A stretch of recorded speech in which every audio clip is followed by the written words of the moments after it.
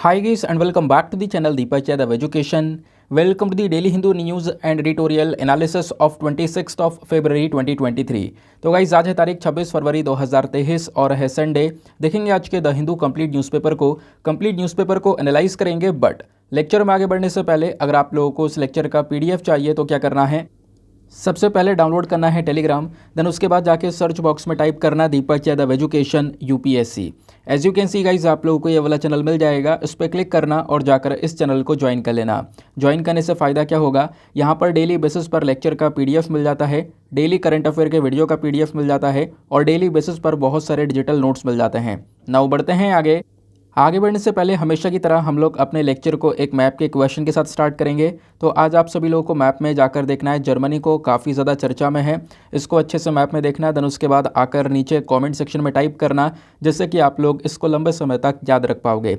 साथ ही साथ एक क्वेश्चन सॉल्व करेंगे जो कि यूपीएससी प्रीवियस ईयर साल 2013 के प्रीलिम्स में पूछा गया था। डेली बेसिस पर हम लोग यहाँ पर एक प्रीवियस ईयर क्वेश्चन को भी सॉल्व करते हैं। क्वेश्चन बहुत सिंपल सा है, क्या बोलता है, which one among the following industries is the maximum consumer of water in India.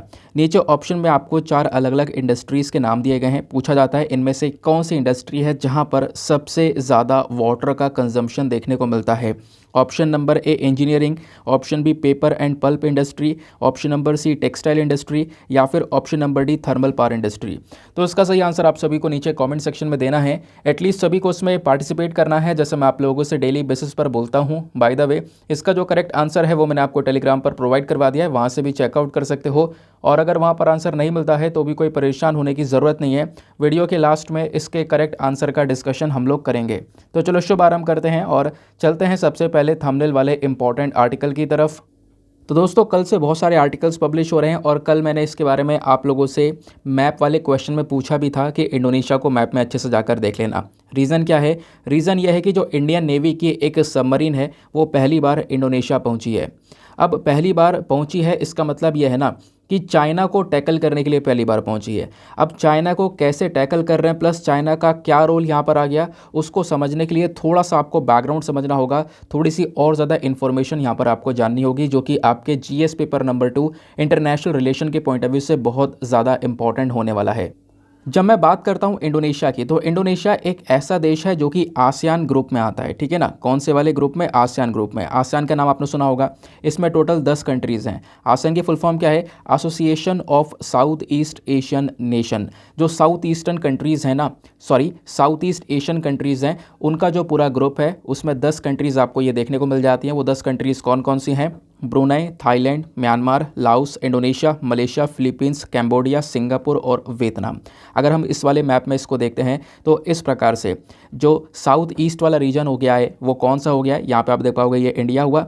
India के इस वाले पर्टिकुलर रीजन में आप देख पाओगे ये पूरा का पूरा साउथ ईस्ट रीजन कहलाएगा। और यहाँ पर ये सारे के सारे देश आपको लोकेटेड देखने को मिल जाते हैं, Laos, Vietnam, Philippine, Brunei, Malaysia, Indonesia, Singapore, Cambodia, Thailand और म्यांमार। ये सारी कंट्रीज़ आपको यहाँ पर दिख रही होंगी।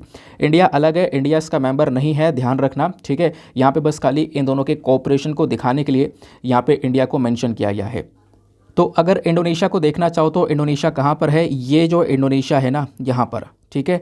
और यहाँ से इंडिया से ये एक सबमरीन जो है, इंडियन नेवी की सबमरीन है, वो इंडोनेशिया पहुँची है। उसके पीछे का रीज़न क्या है मैं आपको समझाता हूँ।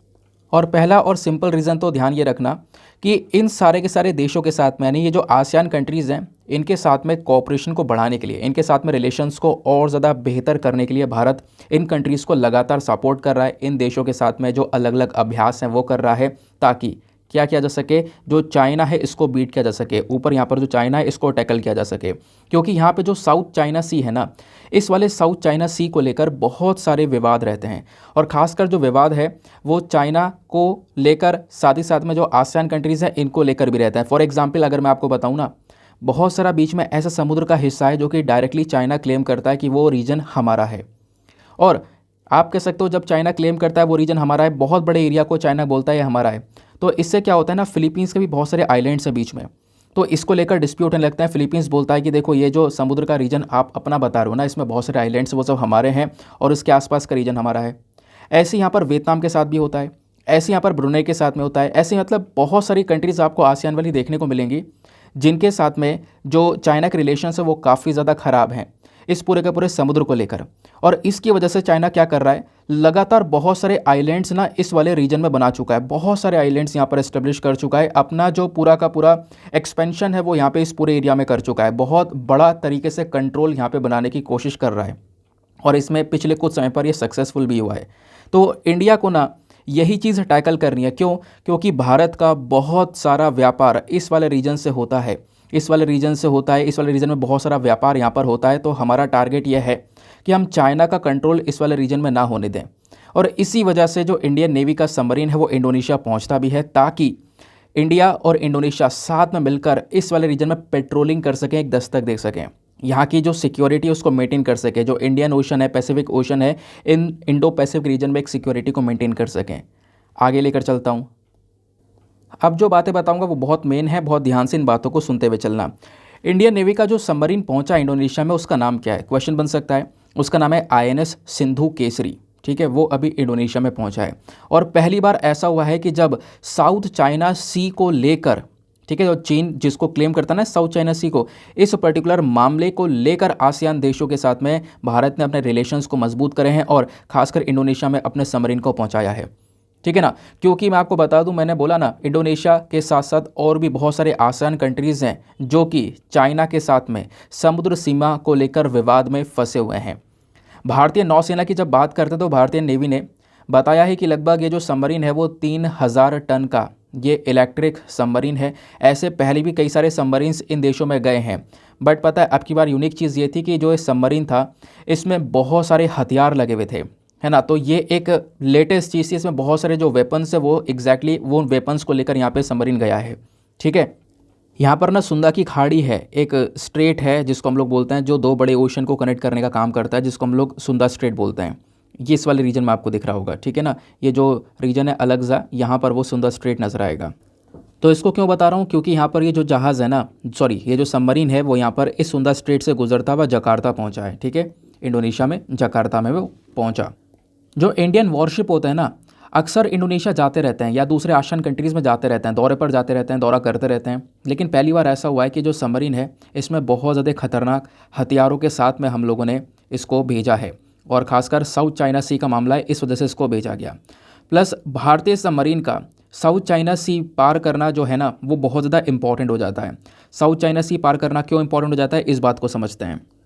और ये भी आपको समझ में आएगा कि इंडिया का इंडोनेशिया में पहुंचना इतना इंपॉर्टेंट क्यों है। इसलिए क्योंकि चाइना ने इस पूरे साउथ चाइना सी में, जो इस समुद्र वाला हिस्सा आपको दिख रहा है ना, इस पूरे रीजन में क्या किया है, बहुत सारे आइलैंड्स को यहाँ पे बना लिया है। जैसे मैंने आपको बताया, बहुत सारे आइलैंड्स बना लिए हैं, अपनी सेना जो है पूरी तरह से तैनात कर दी है। और ऐसे में जो भारत की सबमरीन है वो यहाँ पे इस एरिया से गुजरना दिखाता है कि हाँ किस प्रकार से इंडिया रेडी हो रहा है यहाँ पर चाइना को इस एरिया में टैकल करने के लिए। बाकी मैं आपको बता ही चुका हूँ कि इन आसियान कंट्रीज़ के भी बहुत सारे रिलेशन ख़राब हैं चाइना के साथ में, क्योंकि यहाँ पे पूरा का पूरा साउथ चाइना सी को लेकर जब चाइना क्लेम करता है ना, तो बहुत सारी कंट्रीज़ के साथ में रिलेशंस जो है चाइना के ख़राब हो चुके हैं। क्वेश्चन ये आता है कि साउथ चाइना सी इतना भी भारत के लिए इंपॉर्टेंट क्यों हो गया कि इस प्रकार से हम लोग काम कर रहे हैं। तो इसके इंपॉर्टेंस को यहाँ पे समझते हैं। ये आप एक पिक्चर देख पा रहे होंगे, इधर ये चाइना है, इधर पूरा ये साउथ चाइना सी देखने को मिलेगा। यहाँ पर छोटे छोटे आसियान कंट्रीज़ आ जाएंगे सारे, जो अभी हमने देखे थे। तो साउथ चाइना सी से लगभग आप कह सकते हो साल में 246 लाख करोड़ का जो व्यापार है वो होता है, ऐसा यहाँ पर मेंशन किया गया। इतने बड़े नंबर में कारोबार यहाँ पे हर साल होता है। प्लस दुनिया भर में जो समुद्र से व्यापार होता है, जो ट्रेड होता है ना, उसका करीब 1/3 जो 1/3 व्यापार है वो इसी साउथ चाइना सी से गुजरता है। ये भी यहाँ पर बताया जा रहा है। फिर मैं अभी आपको समझाऊंगा कि भारत आसियान कंट्रीज़ की कैसे मदद कर रहा है, लेकिन उससे पहले एक और मैप को देखो यहाँ पर। अब मैंने बताया कि साउथ चाइना सी भारत के लिए भी इंपॉर्टेंट है। उसके पीछे का रीज़न क्या है, यहाँ पर एक जो पॉइंट है ना वो देख पा रहे होंगे। भारत का जो 95% ट्रेड है, जो व्यापार है ना, वो समुद्र के जरिए होता है। और इस 95% का 55% 55% साउथ चाइना सी से ही होता है। इस वजह से यहाँ पर ये रीजन हमारे लिए काफ़ी ज़्यादा रेलिवेंट हो जाता है। जो ये पूरा रीजन है ना, यहाँ से हम क्या व्यापार करते हैं, जूट हो गया, चाय, स्टील, लोहा, कॉपर, लेदर समेत और भी बहुत सारे जो आइटम्स हैं उनको यहाँ पे हम लोग एक्सपोर्ट करते हैं इस वाले रीजन से। ठीक है, बात क्लियर हुई। इस वजह से इंडिया ने ये काम किया। अब उसके बाद यहाँ पर आपको 2-4 पॉइंट्स और समझने होंगे, जैसे कि जो ये आसियान कंट्रीज़, मैंने आपको अभी 10 आसियान कंट्रीज़ के नाम बताए थे ना, कौन कौन से नाम बताए थे, ज़रा रिकॉल करने की कोशिश करो। ठीक है, चलो रिकॉल करते हैं। Brunei, Thailand, Myanmar, Laos, Indonesia, Malaysia, Philippines, Cambodia, Singapore, Vietnam, ये 10 कंट्रीज़ हैं यहाँ पर आसियान की। इनके साथ में रिलेशंस को इंडिया किस तरीके से डेवलप कर रहा है ये आप देख पाओगे। पहले कुछ कैसे कदम उठाएं उसके हिसाब से आपको पता चलेगा। जैसे अभी 20 फरवरी की बात है, 20 फरवरी को जो फिलीपीन नाम का देश है ना, इस फिलीपीन के साथ में लगभग कह सकते हो फिलीपींस के लगभग 21 जो मरीन जवान हैं, इन्होंने ब्रह्मोस की जो anti ship supersonic cruise missile है इसकी ट्रेनिंग पूरी की थी। ठीक है ना, तो इसकी ट्रेनिंग पूरी की और वहीं पर आप देख पाओगे भारत ने फिलीपींस को ब्रह्मोस मिसाइल भी बेची है ना, उसी की ट्रेनिंग की बात की जा रही है। और उसके बाद इंडोनेशिया के तट पर अभी हमने सबमरीन को तैनात किया, ये आपने देखा। फिर दिसंबर 2022 यानी पिछले साल के आखिरी महीने की बात करें तो भारत ने सिंगापुर के साथ में आप कह सकते हो उनकी नेवी के साथ में अग्नि वॉरियर नाम का एक युद्ध अभ्यास किया था। फिर उसके बाद में मलेशिया भी यहाँ पर एक आसियान कंट्री है। मलेशिया के साथ में आप देखोगे तो नवंबर 2022 की बात है, हरिमऊ शक्ति नाम की एक जो मिलिट्री एक्सरसाइज है वो यहाँ पर रिसेंटली की गई है। और इसी दौरान भारत ने इंडोनेशिया के साथ भी गरुड़ शक्ति सैन्य अभ्यास किया था।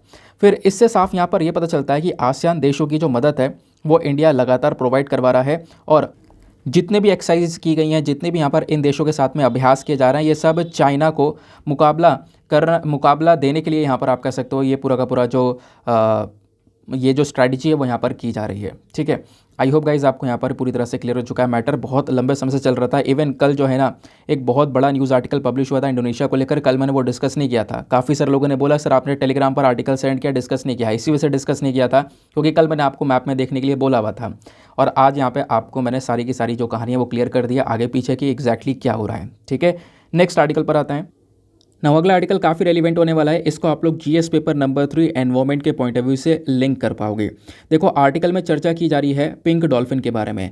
तो 2 इंडेंजर्ड पिंक डॉल्फिन है जो कि अभी रिसेंटली रेस्क्यू की गई हैं, बचाई गई हैं कोलंबिया रिवर से। इस वजह से यहाँ पर ये चर्चा में, और आपको पता है ऐसे ना कई सारे क्वेश्चन डायरेक्टली बन जाते हैं। आपने डॉल्फिन देखी होगी है ना, पिक्चर्स में देखी होगी या फिर रियल में भी देखी होगी, तो ज़्यादातर ब्लू कलर की देखी होगी। बट यहाँ पर एक रियल डॉल्फिन की बात की जा रही है, पिंक कलर के डॉल्फिन की। तो इसके बारे में थोड़ी बहुत बातें जान लो, जैसे IUCN स्टेटस वगैरह वो डायरेक्टली एग्जामिनेशन में पूछा जा सकता है। तो यहाँ पर स्क्रीन पर नीचे देखना, आपको पिंक डॉल्फिन के बारे में सारी बातें पता चल जाएंगी। तो हाल ही में लगभग 2 पिंक रिवर डॉल्फिन जो हैं, इसमें एक मदर है एक काफ है, तो इन दोनों को यहाँ पर बचाया गया कोलंबियन रिवर से। इस वजह से यहाँ पर ये चर्चा में है। तो पिंक डॉल्फिन की बात करते हैं तो ये एक तरीके से अमेजन रिवर डॉल्फिन है। आपने साउथ अमेरिका का मैप देखा है, साउथ अमेरिका में कई सारे देश हैं, Brazil, Bolivia, Colombia, Ecuador, Guyana, Peru, Venezuela, ये सारे देश आपको देखने को मिलते हैं। और जो अमेजन नदी है ना और ओरिनिको नदी है, ये नदी का बेसिन इन सारे देशों में फैला पड़ा है। इन सारे देशों से यहाँ पर वो नदी गुजरती है। इन्हीं नदी के अंदर यहाँ पर डॉल्फिन पाई जाती है। इसको इसी वजह से हम लोग अमेजन रिवर डॉल्फिन के नाम से भी जानते हैं। तो क्वेश्चन बन जाए पिंक रिवर डॉल्फिन और अमेजन रिवर डॉल्फिन के बीच में क्या डिफरेंस है? कोई डिफरेंस नहीं है, ध्यान रखना। इसको हम लोग पिंक रिवर डॉल्फिन के नाम से प्लस बोटो के नाम से भी जानते हैं और खासकर इसको साफ पानी में रहना ज़्यादा पसंद है। ये जो रिवर डॉल्फिन है ये बाकी जो नॉर्मल डॉल्फिन्स होती हैं ना, जो खारे पानी में रहती हैं, समुद्र में रहती हैं, उनके कंपैरिजन में ये पिंक वाली थोड़ी सी छोटी होती है।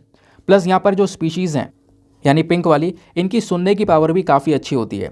देखो मैं आपको बता दूं, डॉल्फिन ना देख नहीं सकती हैं, तो अभी वो कैसे काम करती हैं, कैसे अपना शिकार वगैरह करती हैं, वो आगे मैं आपको समझाऊंगा।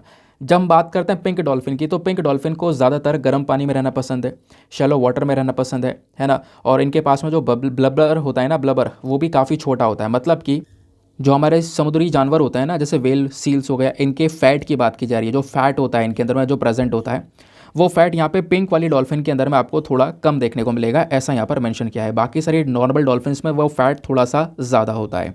ठीक है, अभी जो डॉल्फिन है ये पिंक कलर की, जब ये पैदा होती हैं तो पिंक कलर की होती हैं। धीरे धीरे जैसे जैसे बड़ी होती रहेंगी ये और ज़्यादा पिंक कलर की हो जाती हैं, और बहुत ज़्यादा बड़ी होने पर बहुत डार्क कलर की पिंक हो जाती हैं। इस वजह से इनको पिंक डॉल्फिन्स का नाम दिया गया है।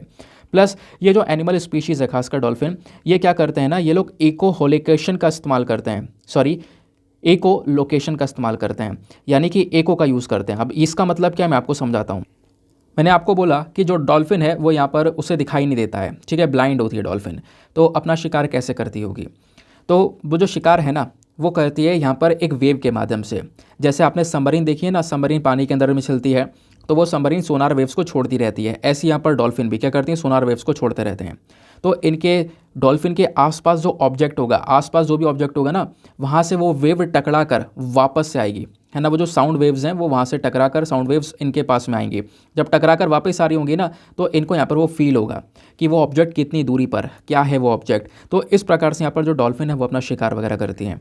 ऐसा ही जो बैट होता है चमगादड़, उनके साथ में होता है। ऐसे ही जो सबमरीन होती है हमारी, वो भी यहाँ पर इस प्रकार से वेव्स छोड़ती है, और जो रिटर्निंग वेव्स होती हैं उनसे यहाँ पर ये सारा का सारा अपना जो गाइडेंस है वो लेते हैं, उसके हिसाब से चलते हैं। ऐसे यहाँ पर डॉल्फिन के अंदर में होता है। इसी को हम लोग यहाँ पर बोलते हैं इकोलोकेशन, ठीक है ना, ध्यान रखना। ना बात आती है अब यहाँ पर कंजर्वेशन स्टेटस की, तो ये बहुत इंपॉर्टेंट पॉइंट है और छोटा सा पॉइंट है, ध्यान रखना। IUCN में इसको इंडेंजर्ड कैटेगरी में रखा गया है, यानी कि जो डॉल्फिन है काफ़ी ज़्यादा खतरे में है। इसको यहाँ पर एक प्रोटेक्शन देने के लिए, इसकी सुरक्षा करने के लिए IUCN में हमने इंडेंजर्ड कैटेगरी में रख दिया है। डायरेक्टली सवाल बन जाता है कि इस जानवर का IUCN स्टेटस क्या है, तो ये चीज़ हो गई, ठीक है। आगे आते हैं। ना आगे बढ़ने से पहले दोस्तों मेक श्योर करना वीडियो पे जो लाइक का बटन है उसको प्रेस कर देना। एक छोटा सा टारगेट है हमारा 5K प्लस लाइक्स का, जिसको आप अचीव करवा सकते हो। साथ ही साथ में मेरे साथ में इंस्टाग्राम पे कनेक्ट कर सकते हो। इंस्टाग्राम पे जाना, सर्च बॉक्स में लिखना दीपक यादव एजुकेशन। यहाँ पे 11,000 से ज़्यादा लोग मेरे साथ में जुड़े हुए हैं। आप भी मेरे साथ में पर्सनली जुड़ सकते हो। चलो फिर आते हैं अगले आर्टिकल पर। ना अगला आर्टिकल बात करता है जो हिमाचल प्रदेश है वो अभी यहाँ पर पहला राज्य बन चुका है इंडिया में, जिसके यहाँ पे मतलब जिस राज्य में कह सकते हो जो मुलेठी होती है ना, उसका एक ऑर्गेनाइज कल्टीवेशन हो रहा है, ऑर्गेनाइज तरीके से उसको उगाया जा रहा है। तो हिमाचल प्रदेश पहला ऐसा राज्य यहाँ पर देखने को मिलेगा इंडिया में जिसके पास में एक ऑर्गेनाइज कल्टीवेशन होगा मुलेठी का। ये यहाँ पर आप देख पाओगे पूरा का पूरा इवेंट चला था। तो इसमें पढ़ना क्या है, इसमें आपको मुलेठी के बारे में जानना है। मुलेठी होती क्या है, काफ़ी सारे लोगों ने यहाँ पर सुना भी होगा। एक आयुर्वेदिक प्रोडक्ट है, बहुत सारे फ़ायदे होते हैं मुलेठी के, तो उसको यहाँ पे ग्रो किया जाएगा हिमाचल प्रदेश में, और इसी वजह से ये रेलिवेंट है और फर्स्ट स्टेट बन रहा है। तो ये तो आपसे वनडे एग्जामिनेशन में डायरेक्टली पूछा जा सकता है, बट यूपीएससी के पर्सपेक्टिव से आपको थोड़ा डिटेल में लेकर चलना पड़ेगा। जैसे आप कह सकते हो गुडुची को लेकर और ऐसे कई सारे प्रोडक्ट्स को लेकर पहले भी यूपीएससी क्वेश्चन पूछ चुका है, तो अभी भी आने वाले समय पर चांसेस है पूछे जा सकते हैं। और इस आर्टिकल को आप जीएस पेपर नंबर 3 एग्रीकल्चर से खासकर रिलेट कर पाओगे, ठीक है ना, एनवायरमेंट वाले पोर्शन से। तो दोस्तों न्यूज़ क्या है, न्यूज़ मैं आपको यहाँ पर समझा देता हूँ। हिमाचल प्रदेश ने रिसेंटली क्या किया, मुलेठी का, जिसको हम साइंटिफिकली जानते हैं लिकोरिस के नाम से, तो इस मुलेठी का कमर्शियल कल्टीवेशन स्टार्ट कर दिया है, इसको उगाना यहाँ पे स्टार्ट कर दिया। और इसी के साथ में हिमाचल प्रदेश पहला राज्य बन चुका है जिसके पास में मुलेठी का ऑर्गेनाइज कल्टीवेशन स्टार्ट हो चुका है, ठीक है ना। अब बात आती है मुलेठी की एग्जैक्टली क्या होती है।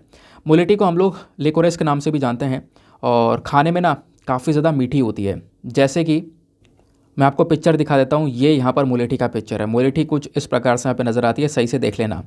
देख लिया, अब आगे आते हैं। तो इसका एक और साइंटिफिक नेम है। अब वो जो साइंटिफिक नेम है उसको हम लोग बोलते हैं क्या, ग्लाइसिरिजा ग्लैब्रा। ये इसका यहाँ पर एक साइंटिफिक नेम देखने को मिल जाता है, ठीक है। तो एक स्वीट टेस्टिंग श्रब है ना, मीठा यहाँ पर फील होता है अगर इसको कोई खाता है। और प्लस यहाँ पर ये जो रूट्स है ना, तो इसका एक स्वीट टेस्ट देखने को मिलता है। मैंने आपको बताया। अब स्वीट टेस्ट क्यों देखने को मिल रहा है, उसके पीछे का रीज़न क्या है, तो उसके पीछे का रीज़न ये है क्योंकि इसके अंदर ग्लाइसिरिजन प्रेजेंट है। तो क्वेश्चन बन सकता है ग्लाइसिरिजन क्या है। तो ये एक ऐसा यहाँ पर आप कह सकते हो चीज़ है जो कि किसी प्रोडक्ट को स्वीट टेस्ट प्रोवाइड करवा रही है। मतलब जो हमारा सुक्रोस होता है ना, जो बेसिकली शुगर हो रही है, उससे 50 टाइम्स ज़्यादा स्वीटर होता है, 50 गुना ज़्यादा यहाँ पर मीठा देखने को मिलता है ये ग्लाइसरेजन। तो यही यहाँ पर इस मुलेठी में, इसकी जड़ों में प्रेजेंट होता है। इस वजह से यहाँ पर इसका जो टेस्ट है वो काफ़ी स्वीट देखने को मिलता है। अगर हम बात करें पुराने ज़माने में ना, मुलेठी का यूज़ दवाइयों के तौर पर यूज़ किया जाता था, खासकर आयुर्वेदा में। अभी भी यहाँ पे हम आयुर्वेदा में इसका यूज़ करते हैं। इवन बॉडी में एनर्जी लेने के लिए, बॉडी में एनर्जी को बढ़ाने के लिए, या बॉडी को वापस से रिवाइव करने के लिए, है ना, जो एजिंग होती है लोगों की उसको स्लो करने के लिए इस मुलेठी का यूज़ किया जाता है। आयुर्वेदा में इसको यष्टि मधु के नाम से भी हम लोग जानते हैं। यष्टि मधु, मधु आगे आ रहा है क्योंकि यहाँ पर यह मीठा है, तो आप नाम थोड़ा बहुत मैच कर सकते हो। बाकी यूजेस की बात करें तो जो हमारी हर्बल मेडिसिन होती हैं ना, वहाँ पर भी मुलेठी का यूज़ हो रहा है। और मुलेठी का यूज़ होता है खासकर नेचुरल स्वीटनेस की तरह, क्योंकि ये मीठा है तो स्वीटनेस की तरह हम लोग यहाँ पर इसका यूज़ कर रहे हैं। प्लस उसके बाद में जो हमारी ट्रेडिशनल मेडिसिन है, मैंने आपको बताया पुराने ज़माने में जो दवाइयाँ यूज़ हो रही थी ना, खासकर कौन कौन सी बीमारी को लेकर, कोई लंग की डिजीज़ है या कोई चेस्ट वाली बीमारी है, तो उस वाली दवाइयों के अंदर में उस बीमारी को ठीक करने की जो दवाइयाँ होती थी वहाँ पर भी मुलेठी का यूज़ होता है। प्लस मुलेठी का यूज़ कैंडीज़ के अंदर फ्लेवर डालने के लिए, टोबैको में, अल्कोहल में, या आर्टिफिशियल और नेचुरल स्वीटनर्स की तरह भी यहाँ पे यूज़ किया जाता है। ठीक है, तो क्या यूज़ है वो आपने समझ लिया। प्लस क्वेश्चन आएगा दिमाग में आपके क्या इसके कोई हेल्थ बेनिफिट्स इसका यूज़ तो कर रहे हैं? क्या ये चीनी की तरह ही काम करेगा क्या? चीनी तो बहुत नुकसानदायक होती है, जो खासकर वाइट शुगर होती है। लो ये क्या है, मतलब इसका कोई हेल्थ बेनिफिट है? हाँ बिल्कुल, बहुत सारे हेल्थ बेनिफिट्स देखने को मिलते हैं। जो मुलेठी होती है इसके अंदर anti viral, anti inflammatory, antioxidant और एंटी बैक्टीरियल प्रॉपर्टीज़ होती हैं। आपको बहुत सारी बीमारियों से यहाँ पर ये बचा सकता है। आपके बॉडी में कोई बैक्टीरिया का यहाँ पर अटैक नहीं देखने को मिलेगा, कोई वायरस का अटैक नहीं देखने को मिलेगा। बहुत सारी बीमारियों से यहाँ पर ये बचाने का काम कर सकता है, आपकी इम्यूनिटी को बूस्ट कर सकता है। इम्यूनिटी बूस्टर की तरह यहाँ पर इसका यूज़ किया जाता है। कोरोना में आपने यहाँ पर मुलेठी के बारे में काफ़ी ज़्यादा सुना भी होगा। तो ये जो मुलेठी हर्ब है ना, ये इन सब चीज़ों के साथ साथ और कई सारी बीमारियां, जैसे कफ हो गया किसी को, या सर्दी लग गई है, उसका गला ख़राब है, या रेस्पिरेटरी सिस्टम से कोई संबंधित प्रॉब्लम्स हैं, उनको भी यहाँ पे मुलेठी ठीक कर सकता है। उसके साथ साथ किसी को वज़न कम करना है तो वो भी किया जा सकता है, क्योंकि इसके अंदर में फ्लेवेनॉइड्स प्रेजेंट है, ऐसा यहाँ पर मेंशन किया है। अब फ्लेवोनॉइड्स क्या करता है, बॉडी के अंदर जो एक्सेसिव यानी हद से ज़्यादा जो फैट होता है ना, उसको रिड्यूस करने का काम करता है। बॉडी में जो फैट इकट्ठा हो चुका है उसको कम करने का काम करता है फ्लेवोनॉइड। तो वेट लॉस के कैटेगरी में भी मुलेठी का यूज़ किया जा सकता है।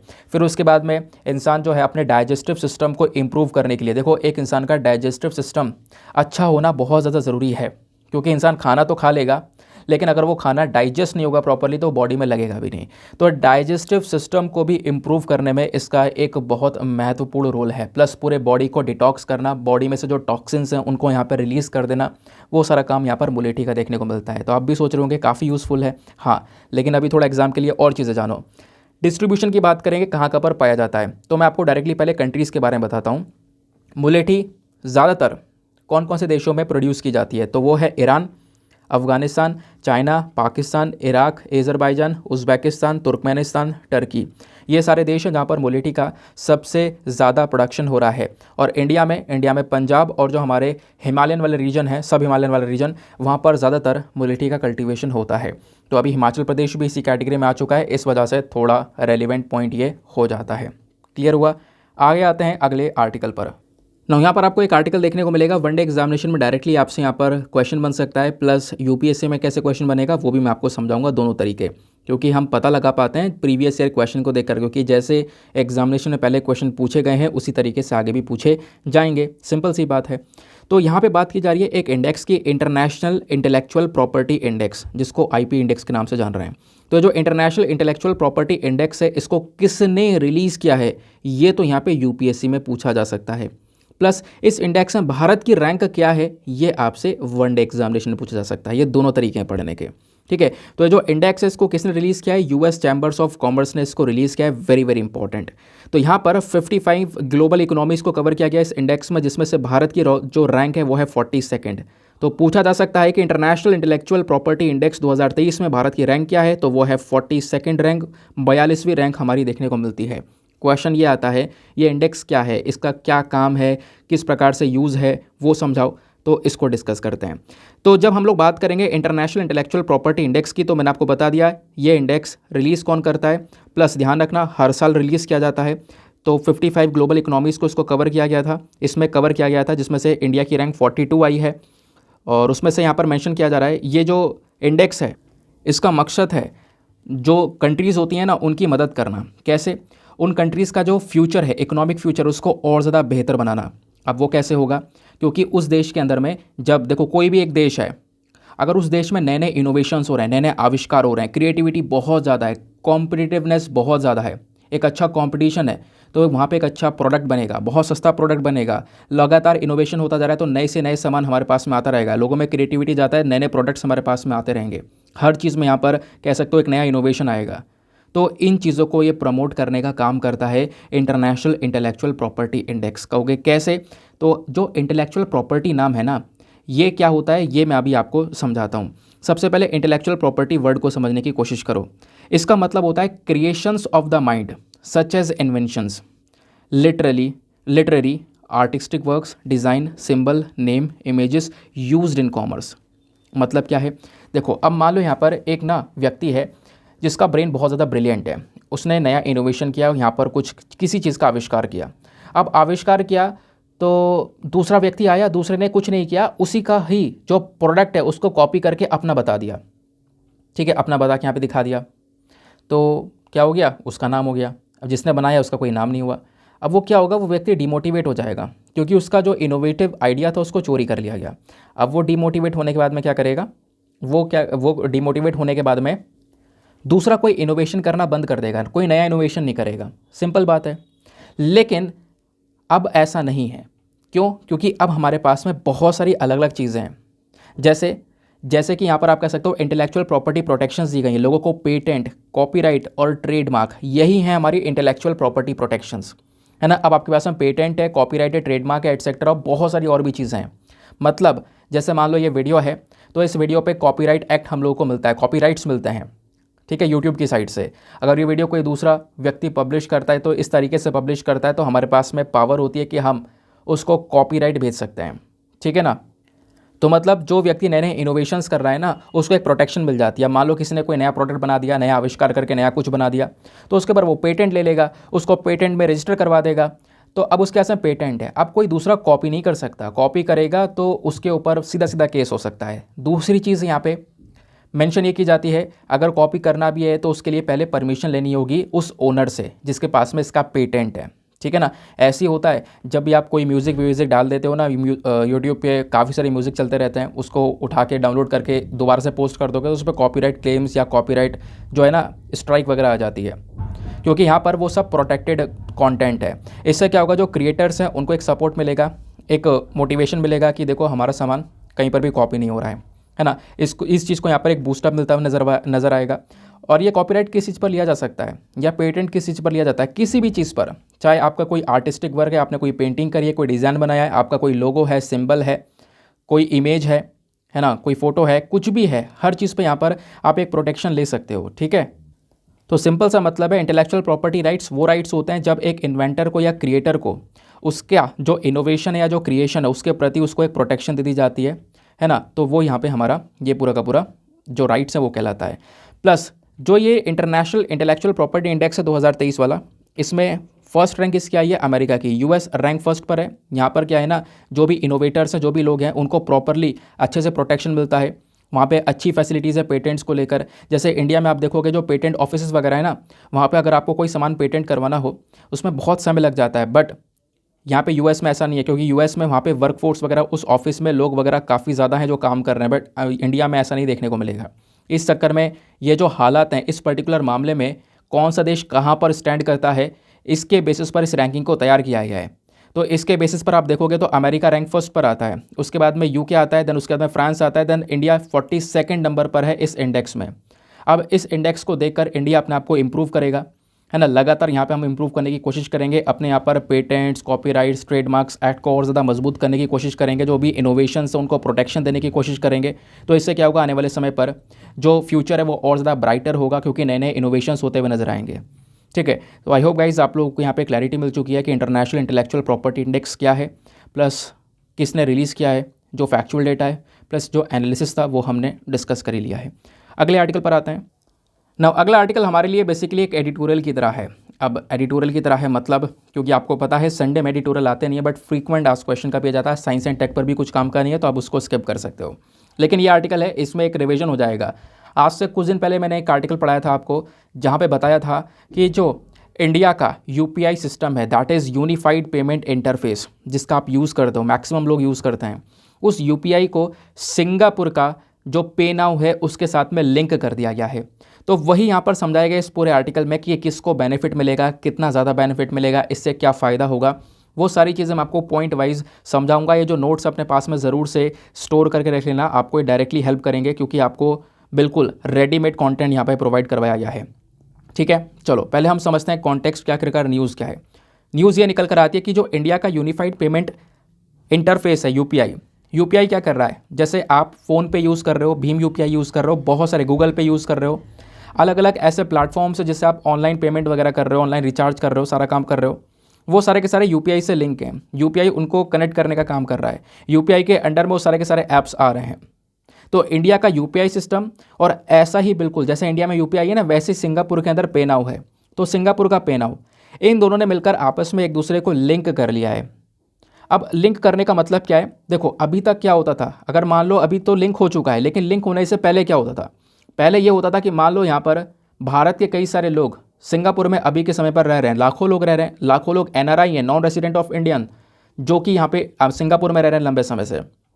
ठीक है, तो मान लो उन्होंने पैसा कमाकर अपने देश में भेजा, अपनी फैमिली को भेजा, तो इंडिया में पैसा आया, तो इंडिया में वो पैसा आएगा तो उसको क्या बोलते हैं, रेमिटेंस बोलते हैं। अब जब वो पैसा भेजते हैं ना, या इंडिया में कोई रह रहा है सिंगापुर का, वो पैसा यहाँ से वहाँ भेज रहा है, तो जो रेमिटेंस का एक्सचेंज हो रहा है, इधर से उधर हो रहा है, इसको भेजने में बहुत ज़्यादा परेशानी हुआ करती थी। अभी तक आपको बहुत सारा पेपर वर्क करना पड़ता था, बहुत सारे डॉक्यूमेंट्स को फिल करना पड़ता था, बैंक के साथ में कॉन्टैक्ट रखना पड़ता था, नियरेस्ट बैंक पर जाना पड़ता था, बहुत कुछ यहाँ पर चीज़ों को फॉलो करने के बाद में जाकर ये ट्रांजेक्शन्स हो पाते थे। बट अब क्योंकि यहाँ पर इंडिया का यूपीआई और सिंगापुर का पे नाउ आपस में लिंक हो जाएंगे, तो आप ऑनलाइन सट्टे से जैसे आज पेमेंट करते हो ना, वैसे यहाँ पे ट्रांजैक्शन, आप कितने बड़ा ट्रांजैक्शन हो वो सिंगापुर कर पाओगे, सिंगापुर के लोग इंडिया में कर पाएंगे। तो ट्रांजैक्शन दोनों कंट्रीज़ के बीच में बहुत ज़्यादा ईजी हो जाएगा, घर बैठे बैठे चुटकियों में ट्रांजैक्शंस होने लगेंगे। तो सिंगापुर यहाँ पर पहला देश बन चुका है जिसके साथ में हम लोग cross border person to person payment facilities को लॉन्च कर चुके हैं। पर्सन टू पर्सन यहाँ पे आराम से जो व्यक्ति है एक देश से दूसरे विदेश में ट्रांसफ़र कर सकता है, या वो कंट्री हमारे यहाँ पर ट्रांसफ़र कर सकती है। ये एक अपने आप में कह सकते हो सबसे बड़ा स्टेप बताया जा रहा है अभी तक इस फाइनेंशियल सिचुएशन के मामले में। अब क्वेश्चन ये आता है, यूपीआई और पे नाउ हमने सुन तो लिया, ये है क्या, थोड़ा और डिटेल में लेकर चलो। जब बात करते हैं यूपीआई की, तो यूपीआई इंडिया का mobile based fast payment system है। मोबाइल फ़ोन्स के अंदर आप बहुत सारे एप्लीकेशंस का यूज़ करते हो जो कि यूपीआई बेस्ड हैं, और ये सिस्टम ऐसा है जो कि 24 घंटे काम करता है। आप चाहे सुबह हो, चाहे रात हो, चाहे रात के 1 बज रहे हो, 2 बज रहे हो, 3 बज रहे हो, आप आराम से पेमेंट कर सकते हो, रिचार्जेस कर सकते हो, जो भी करना है वो सब काम कर सकते हो, क्योंकि यहाँ पर ये 24 घंटे पेमेंट इंस्टेंटली आपको अवेलेबल रहता है। यहाँ पर हम लोग वर्चुअल पेमेंट एड्रेस का यूज़ करते हैं, ठीक है ना, वीपीए जिसको बोला जाता है। तो वीपीए का यूज़ किया जाता है जिसके माध्यम से यहाँ पर जो फंड्स है वो ट्रांसफ़र किए जाते हैं। ठीक है, बात क्लियर हो गई। तो इसमें आपको कोई सेंसिटिव अकाउंट डिटेल्स और ये सारी चीज़ें नहीं चाहिए होती है। आप डायरेक्टली यहाँ पर आपके पास में चीज़ें फिल्ड हैं, आप यहाँ पे आपका जो क्रिएटर है, आपकी आईडी है, आपकी आईडी यूपीआई आईडी वगैरह बनी हुई है, यूपीआई आईडी होती है ना, सबकी यूपीआई आईडी वगैरह बनी हुई है। आप उस आईडी को आइडेंटिफाई करके तुरंत पेमेंट कर सकते हो। आपको बार बार बैंक अकाउंट पूरा, आईएफएससी कोड और ये सारी चीज़ें डालने की ज़रूरत नहीं है, ठीक है ना। तो इसमें बैंक डिटेल्स वगैरह शेयर करने की ज़रूरत नहीं है। आप आराम से यहाँ पर यूपीआई आईडी लो और फटाक से पेमेंट कर दो। ये इसका एक सबसे बेनिफिशियल तरीका देखने को मिल जाता है। तो यूपीआई ये है। ऐसे यहाँ पर पे नाउ है। पे नाउ भी यहाँ पर एक फास्ट पेमेंट सिस्टम है जो कि सिंगापुर के अंदर काम करता है। देखो यूपीआई ना इंडिया में काम करता है, और जो पे नाउ है वो यहाँ पर सिंगापुर में काम कर रहा है। ये बाहर काम नहीं कर रहा। अगर बाहर किसी देश के साथ में ट्रांजैक्शंस करना है तो उसके लिए बहुत सारे डॉक्यूमेंट्स फिल करने पड़ते हैं, बहुत ज़्यादा पेपर वर्क करना पड़ता है, जैसा अभी तक सिंगापुर के साथ में कर रहे थे। बट सिंगापुर के साथ में वो प्रॉब्लम ख़त्म हो गई है। ऐसे हमारा टारगेट है धीरे धीरे हम यूपीआई को ग्लोबल लेवल पर लेकर जाएं, और अभी ग्लोबल लेवल पर जाना यूपीआई शुरू हो चुका है, ठीक है ना, जैसा आपने अभी सिंगापुर वाले केस में देखा। तो पे नाउ भी इसी तरीके से यूपीआई की तरह ही है जो कि सिंगापुर में काम करता है। ये भी यहाँ पर पर्सन टू पर्सन जो फंड ट्रांसफ़र सर्विस है वो देने का काम करता है ना। यहाँ पर जो व्यक्ति हैं वो अपने बैंक्स के थ्रू, नॉन बैंकिंग फाइनेंशियल के थ्रू, एनबीएफसीज़ के थ्रू यहाँ पर पार्टिसिपेट करते हैं, और उसके माध्यम से जो अपना जो ट्रांसफ़र वगैरह वो कर सकते हैं, जैसे सिंपल यूपीआई में होता है। अब क्वेश्चन ये आता है कि सर हमने इन दोनों को जोड़ दिया, यूपीआई और पे नाउ को मिला दिया, तो लिंकेज से फ़ायदा क्या होगा। अब दोनों को लिंक कर दिया गया, तो लिंक करने से फ़ायदा ये होगा कि यहाँ पे एक व्यक्ति बैठा है या वहाँ पे वो व्यक्ति बैठा है, उसको कोई ज़्यादा डिटेल्स ज़रूरत नहीं है। जैसे किसी का बैंक अकाउंट चाहिए वहाँ पे पैसा डालने के लिए, तो बैंक अकाउंट, बैंक कोड, इन सब चीज़ों की ज़रूरत नहीं है। आप आराम से जैसे आज घर पे बैठे बैठे पेमेंट करते हो वैसे ही आप वहाँ पर भी पेमेंट कर सकते हो। क्वेश्चन ये है कि इस मूव का इम्पॉर्टेंस क्या होगा, है ना, इसका महत्व क्या है। तो पहली चीज़ तो ये जो प्रोजेक्ट है ये अपने आप में बहुत ज़्यादा बेनिफिशियल होने वाला है, क्योंकि इंडियन डायोस्पोरा की बात करें, यानी भारत के कई सारे नागरिक सिंगापुर में रह रहे हैं। इवन यहाँ पे हमारी मिनिस्ट्री ऑफ एक्सटर्नल अफेयर का जब आप एक डॉक्यूमेंट देखोगे तो उस डॉक्यूमेंट के अकॉर्डिंग बताया गया है कि साल 2022 के अंदर में अप्रॉक्सीमेटली लगभग 6.2 लाख के आसपास जो इंडियंस हैं ना, वो जिसमें से नॉन रेसिडेंट इंडियंस भी हैं, बहुत सारे पर्सन ऑफ इंडियन ओरिजिन भी हैं, ये करेंटली अभी सिंगापुर में रह रहे हैं, ठीक है। तो वो बात यहाँ पे बताई गई है। तो सिंगापुर में एक बहुत बड़ा इंडियन डायस्पोरा है, और अब क्या होगा, उन लोगों को बहुत आसानी हो जाएगी कि वो बहुत आराम से यहाँ पर जो फंड है उनका ट्रांसफ़र कर सकते हैं। बहुत सारे स्टूडेंट्स अभी सिंगापुर में पढ़ रहे हैं, उनके लिए भी काफ़ी ज़्यादा ईजी हो जाएगा। ये एक फास्टर पेमेंट हो जाएगा, कॉस्ट एफिशिएंट तरीका हो जाएगा। पहले यहाँ पर आपको एक चार्ज देना पड़ रहा था, बट यहाँ पे आप कोई एक्स्ट्रा चार्ज वगैरह नहीं देना पड़ेगा। और फ़ायदा यहाँ पर यह भी है कि अभी आप देखोगे करंट समय में तो सिंगापुर से बहुत सारा रेमिटेंस, यानी वहाँ के इंडिया के जो लोग वहाँ पे गए हैं ना, कमाकर बहुत सारा पैसा भेजते हैं। और जब ये सिस्टम इम्प्लीमेंट हो जाएगा ना तो और ज़्यादा पैसा आया करेगा, क्योंकि और आसानी हो जाएगी। ठीक है, तो आप देखोगे साल 2020-21 के अंदर में जो टोटल इनवर्ड रेमिटेंस था, यानी टोटल जो रेमिटेंस इंडिया के अंदर में आया है वो कितना था, जितना भी होगा उसका 5.7% केवल और केवल सिंगापुर से आया था। और ऐसा कोई फालतू की बात नहीं कर रहे हैं, ये खुद रिजर्व बैंक ऑफ इंडिया का रेमिटेंस सर्वे 2021 बोलता है, जितना भी रेमिटेंस था उसका 5.7% सिंगापुर से आया हुआ था। तो आप इमेजिन कर सकते हो एक बहुत बड़ा चंक ऑफ अमाउंट यहाँ पर सिंगापुर से आ रहा है। और पहले क्या होता है, रेमिटेंस को भेजने में एक पैसा लगता था, थोड़ा सा चार्ज लगता था, एक्स्ट्रा कॉस्ट लगती थी, बट वो कॉस्ट अब कम हो जाएगी, बिल्कुल कम हो जाएगी, है ना। वो जो कॉस्ट है कम हो जाएगी, आपकी जो प्रॉब्लम्स हुआ करती थी पहले, बहुत परेशानी हुआ करती थी, वो कम हो जाएंगी। ये तो डेफिनेटली एक फ़ायदा होने वाला है पे नाउ और यूपीआई को दोनों को आपस में लिंक करने से। ठीक है, तो बात क्लियर हो गई। तो जो भी इंडिविजुअल हैं या बिजनेसेस हैं सिंगापुर में, इंडिया में, वो आराम से अब यहाँ पर इस पेमेंट मोड का यूज़ कर सकते हैं। चलो अब आप देखोगे ना, ऐसे क्वेश्चन बनते रहते हैं, जैसे यूपीआई के बारे में पढ़ाया ना, ऐसे क्वेश्चन बनते रहता है। फॉर एग्जांपल मैं आपको एक एग्जांपल दिखाता हूँ। यूपीएससी ने साल 2017 में, ज़्यादा पुराना क्वेश्चन भी नहीं है, साल 2017 में यहाँ पर आपसे एक क्वेश्चन पूछ लिया था एनपीसीआई को लेकर, that is national payment corporation of India. और एनपीसीआई को लेकर यूपीएससी पहले भी कई क्वेश्चन पूछ चुका है। एनपीसीआई का काम है हमारे जो एटीएम्स वगैरह उनको लिंक करने का काम करता है। यह है national payment corporation of India. इसको लेकर आपको 2 स्टेटमेंट दिए गए हैं, बताना है कौन सा स्टेटमेंट सही है।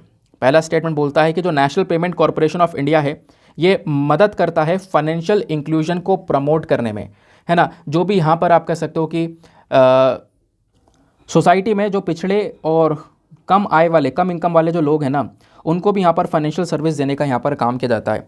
तो एनपीसीआई मतलब क्या करता है, फाइनेंशियल इंक्लूजन को, सभी लोगों को यहाँ पर फाइनेंशियल सर्विस देने का काम करता है हमारे देश में। दूसरा स्टेटमेंट बोलता है कि एनपीसीआई ने रुपे को लॉन्च किया है। रुपे जो कि एक कार्ड पेमेंट स्कीम है ना, रुपे कार्ड्स आप यूज़ करते होंगे। तो बताओ कौन सा स्टेटमेंट यहाँ पर सही है। नीचे ऑप्शंस दिए गए हैं, option A 1 only, option B 2 only, option C दोनों सही है, या फिर ऑप्शन डी दोनों के दोनों गलत हैं। तो इसका सही उत्तर क्या है, ऑप्शन नंबर सी, दोनों के दोनों सही है।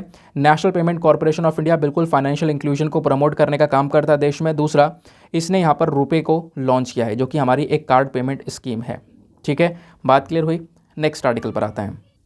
अगला आर्टिकल बहुत ज़्यादा इंपॉर्टेंट होने वाला है, इंडियन एक्सप्रेस का आर्टिकल है। तो मैं आर्टिकल को थोड़ा मिक्स कर देता हूँ, क्योंकि हमारे लिए काम की चीज़ें ज़्यादा रेलिवेंट हैं, हमें एग्जाम के लिए पढ़ना है। क्योंकि न्यूज़पेपर में जब काम की चीज़ें नहीं होती हैं तो मैं दूसरे मिक्स कर देता हूँ आर्टिकल, ठीक है ना, ताकि आपको काम की चीज़ें मिलते रहें एक वीडियो के अंदर में। तो इंडियन एक्सप्रेस का जो आर्टिकल ये बात करता है, terms of law commission extended till August 2024। जो हमारा लॉ कमीशन बॉडी है ना, इस लॉ कमीशन को अभी 1.5 साल के लिए और बढ़ा दिया है। 2024 तक law commission as it is रहने वाला है। ठीक है, तो क्या होता है लॉ कमीशन, इसके टर्म्स एंड रेगुलेशंस क्या है, संविधान में क्या क्या लिखा हुआ है इस चीज़ को लेकर, इसका क्या काम है, वो बातें स्पेसिफिकली आपसे पूछी जा सकती हैं। जैसे मैं आपको बता दूं, फाइनेंस कमीशन को लेकर यूपीएससी कई बार क्वेश्चन पूछ चुका है, कई बार। वैसे ही आपसे लॉ कमीशन को लेकर क्वेश्चन बन सकते हैं। आओ देखते हैं क्या है लॉ कमीशन का एग्जैक्टली रोल। तो जो सारे इंपॉर्टेंट पॉइंट्स है वो सब आपको स्क्रीन पर नीचे दिखाई पड़ेंगे। Terms of law commission extended till August 2024 वाला आर्टिकल क्या बोलता है, सब कुछ आपको समझ में आएगा बेहतरीन तरीके से। तो पहले हम समझेंगे न्यूज़ में आखिरकार क्या चीज़ और क्यों है। जो हमारा यूनियन कैबिनेट है उन्होंने एक अप्रूवल दिया। क्या अप्रूवल दिया कि जो सर हमारा 22वां लॉ कमीशन है, ये जो लॉ कमीशन है ना, ये 22वां लॉ कमीशन है।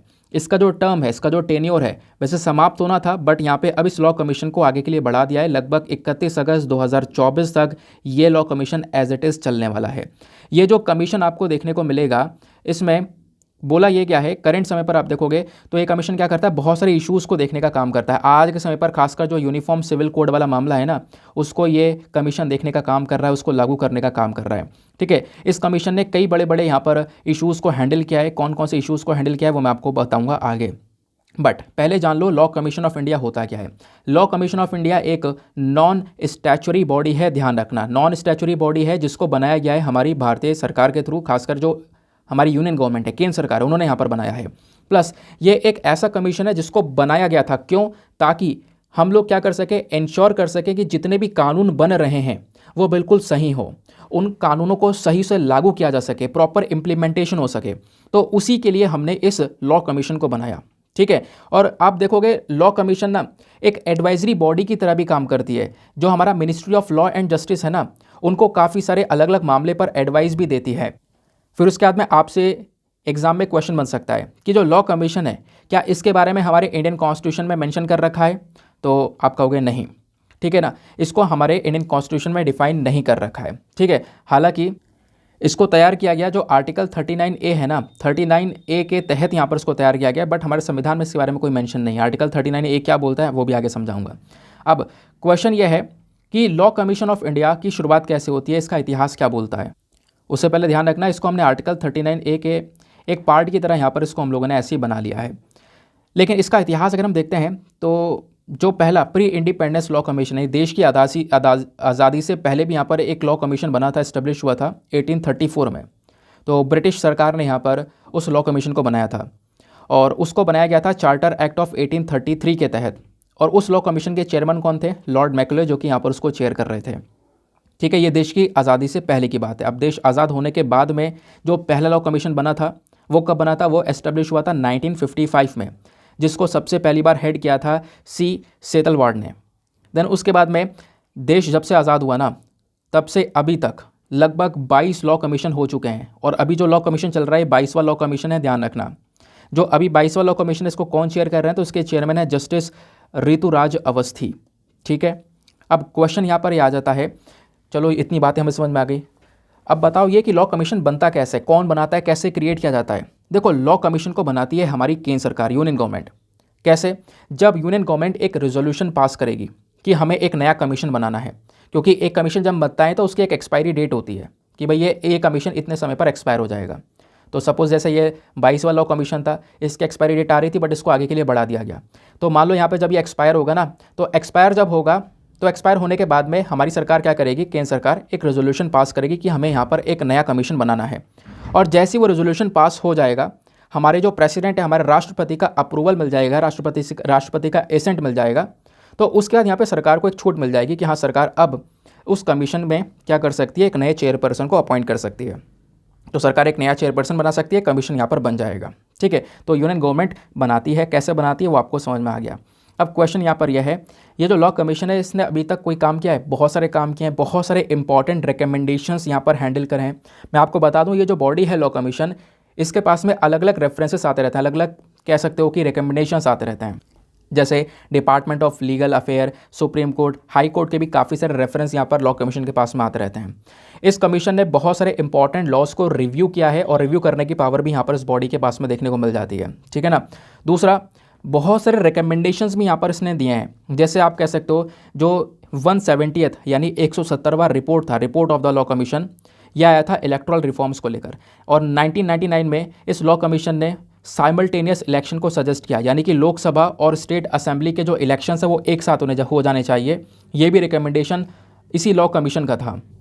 तो 170वां report of the law commission electoral reforms को लेकर था और क्या चेंज करने के बारे में चर्चा की गई वो मैंने आपको समझा दिया। लोकसभा और स्टेट असेंबली के इलेक्शंस जो हैं ये साथ में होने चाहिए, ऐसी बात यहाँ पर रिकमेंड की गई थी इसके थ्रू। प्लस इसने यहाँ पे लगातार इस बॉडी ने बहुत सारे और भी ऐसे रिकमेंडेशन दिए हैं। फॉर एग्जाम्पल आप देख पाओगे लॉ कमीशन का एक 262वां रिपोर्ट आया था। जो 262वां रिपोर्ट था ना, वो रिकमेंड करता है एबोलिशन ऑफ डेथ पेनल्टी को लेकर, जो मौत की सज़ा सुनाई जाती है उसको ख़त्म कर दिया जाए सभी क्राइम्स को लेकर। लेकिन जो क्राइम्स बहुत ज़्यादा खतरनाक हैं उसमें यहाँ पे देख सकते हो, बट यहाँ पर सभी क्राइम्स को लेकर जो है ये कहीं ना कहीं मतलब अगर कोई आतंकवाद वाला क्राइम है उसको छोड़कर मेजरली सभी क्राइम्स के ऊपर जो मौत की सज़ा डेथ पेनल्टी उसको ख़त्म कर देना चाहिए। ये भी यहाँ पे लॉ कमीशन की 262nd रिपोर्ट के अंदर मेंशन किया गया था, ठीक है। बाकी मैंने आपको बताया आर्टिकल 39A जो है हमारे संविधान का, उसी के एक हिस्से की तरह हम लोगों ने इसको बनाया था। हमारे संविधान में इसके बारे में मेंशन नहीं है, बट इसको अलग से हमने इसके एक हिस्से की तरह बनाया था। तो article 39A of the constitution क्या बोलता है वैसे, जिसके एक पार्ट की तरह हमने लॉ कमीशन को बनाया। तो इसका काम है, इस संविधान में इस आर्टिकल का काम है जो हमारा लीगल सिस्टम फंक्शन है ना वो प्रॉपर काम करे, लोगों को जस्टिस दे, लोगों के लिए यहाँ पर एक अपॉर्चुनिटी को कह सकते हो, लोगों को जस्टिस दी जा सके इक्वल अपॉर्चुनिटी के बेसिस पर, है ना। एक फ्री लीगल असिस्टेंस लोगों को दिया जा सके, गारंटी दी जा सके कि कोई भी व्यक्ति को यहाँ पर जो जस्टिस है वो ऐसा नहीं होगा कि जस्टिस नहीं मिलेगा, सबको जस्टिस मिलेगा, है ना। तो ये चीज़ की यहाँ पर गारंटी दी जा सके। तो ये सारी बातें यहाँ पर आर्टिकल 39A के अंदर में मेंशन की गई है, जिसके एक हिस्से की तरह हम लोगों ने लॉ कमीशन को कॉन्स्टिट्यूट किया, ठीक है, एक पार्ट की तरह कॉन्स्टिट्यूट किया। आई होप गाइज आपको यहाँ पर एक जो क्लैरिटी है वो लॉ कमीशन को लेकर मिल चुकी है। तो एक अच्छा आर्टिकल था क्योंकि क्वेश्चन आपसे बन सकता है, तो काफ़ी कुछ हमने आज डिस्कस किया है। और